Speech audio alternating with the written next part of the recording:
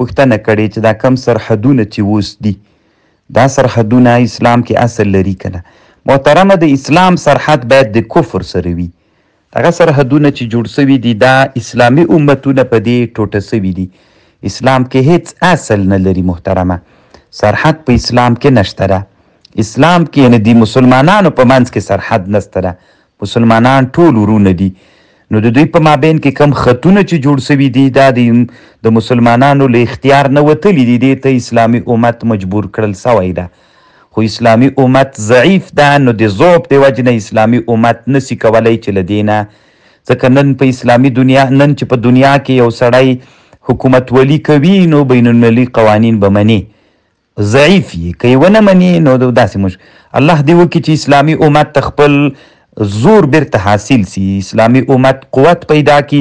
مونږ هره ورځ نارې وهو چې ای اسلامي امته، ای علماو، ای د مدارسو طالبانو، ای د پوهنتون ځوانانو، د الله په خاطر باندې علوم رواج کوي، علم کې انتها ته ورسیږئ چې د علم په برکت باندې مونږ قوت پیدا کو او دا سرحدونه ونړو. دوی بیا وی نه مې بزیو صدرای ناروا بللې ده. نو چې دغه مې بزیو صدراوي ټول عمر به اسلامي امت دغسې ذلیل وي. سرحد به له ډاره نسي ډنګولی، له سرحد نه به راوښتلی نسي. دا هېڅ اسلام کې محترمه شتون نه لري. د اسلام په منځ کې سرحد نشته. سرحد د اسلام د کفر سره ده وروره. رباط یوم فی سبیل الله خیر من الدنیا وما فیها. هغې نه هغه رباط سنګر مراد ده وروره چې د کفر په سرحد باندې پروت دي. الله پاک دروغ جوړ